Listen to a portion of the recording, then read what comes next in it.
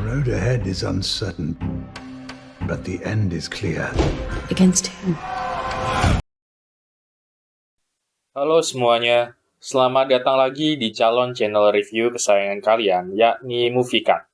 Kali ini kita akan bahas mengenai lanjutan dari series House of the Dragon episode 2 yang berjudul The Rock Prince. Sebelum lanjut ke video, silahkan like, komen, dan subscribe jika channel ini membantu dalam mengisi kegabutan kalian. Hehe. Episode 2 dibuka dengan kemunculan kelompok misterius yang menyerang armada perdagangan laut di wilayah Stepstones yang dipimpin oleh Pangeran Myr yang dijuluki sebagai Crab Feeder. Oh ya, FYI aja nih guys. Crab Feeder atau yang bernama asli Kragas Drahar, gitu gak sih pengucapan namanya? Pokoknya itu deh. Merupakan pemimpin dari aliansi Kota Merdeka, seperti Myr, Tyrash, Lys, dan Pentos, yang berpusat di benua Essos.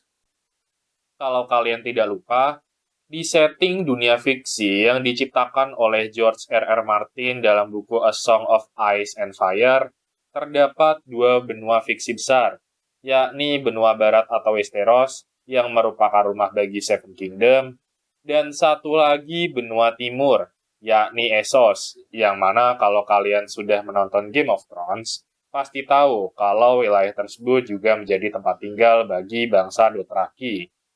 Dijuluki Crab Feeder karena metode penyiksaannya terhadap musuh dengan cara mengumpankan lawan kepada kepiting pantai karnivora dengan tujuan memakan mereka hidup-hidup. Dia bisa bayangin sih kalau ada kepiting kayak gitu. Crab Feeder didukung oleh kota-kota merdeka yang ingin melihat Westeros melemah. Dan jika kekuasaan raja melemah, besar kemungkinan Crab Feeder akan mengumpulkan pasukan dan dimungkinkan akan mengancam stabilitas dari kekuasaan raja itu sendiri. Oke, balik lagi cerita. Lord Corlys mengajukan diri untuk melawan Crab Feeder, dikarenakan banyak armada kapalnya yang sudah hilang. King Viserys menolak usulan tersebut, dikarenakan belum pernah ada perang melawan Kota Merdeka, yang mana disebut sebagai salah satu sekutu dari Crab Feeder ini. Rhaenyra pun usul, kenapa tidak mengirim para penunggang naga sekalian, termasuk dirinya, karena itu mungkin membantu perlawanan perang. King Viserys menolak usulan tersebut, dikarenakan dia mengkhawatirkan keselamatan putrinya yang menjadi pewaris satu-satunya tahta Iron Throne.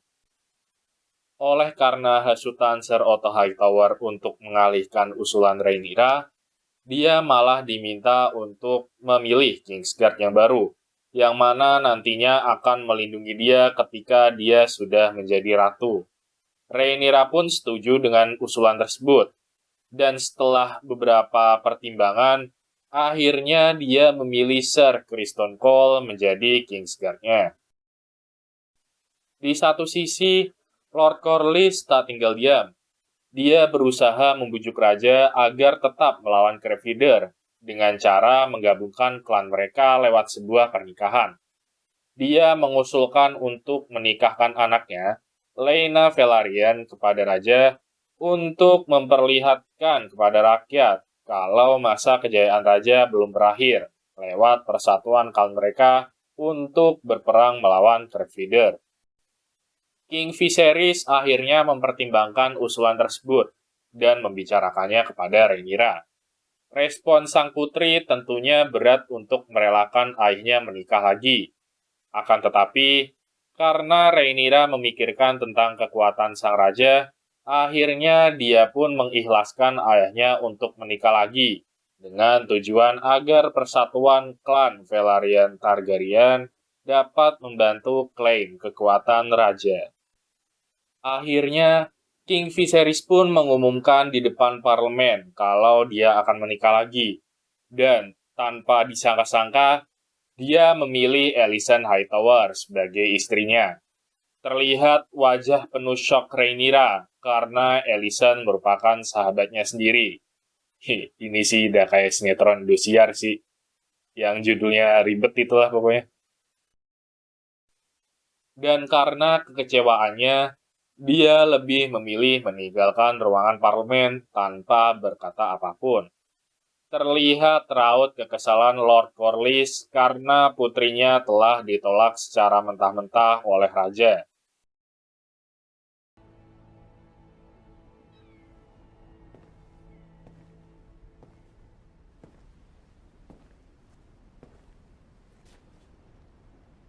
I have decided to take a new wife.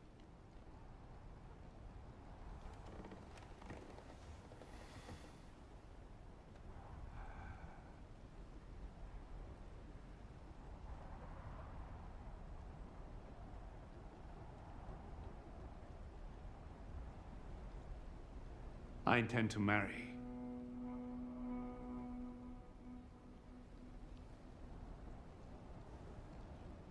the Lady Alicent Hightower before Spring's End. Lord Corlys pun menyusun rencana lain untuk melawan Crevider, dikarenakan dia tidak mau jalur perairan perdagangan Stepstones dikuasai oleh Crevider, yang notabene adalah wilayah kekuasaan dari klan Velaryon. Dia pun meminta tolong kepada Daemon Targaryen untuk membantu melawan Crevider secara independen tanpa dukungan kerajaan. Lord Corlys bilang, kalau dengan membantu dia, hal itu sebenarnya menguntungkan bagi Daemon, karena jika mereka menang, raja tidak akan memandang sebelah mata mereka dan percaya bahwa adiknya mempunyai pengaruh besar bagi kerajaan. Episode 2 pun ditutup dengan kebengisan Crevider yang makin menjadi-jadi, yang mana kemunculan sosok tersebut mungkin akan menjadi ancaman bagi kesejahteraan rakyat Westeros. Jadi, napas bentar ya. Di episode ini kita sudah melihat perkembangan beberapa karakter, seperti Otto Hightower yang sudah mulai kelihatan liciknya, Alicent yang lugu dan tanpa sadar ikut masuk ke dalam permainan yang dibuat oleh ayahnya, dengan sengaja mendekatkan dia kepada raja, dan Lord Corlys yang belum menerima sepenuhnya kalau klannya tidak bisa mewarisi tahta kerajaan. Tapi sebenarnya yang pengen ditabuk sih tetap si Otto sih, emang bejat banget dia sama putrinya. Perkembangan karakter penting lainnya termasuk Sir Criston Cole juga akan terlihat di episode-episode mendatang.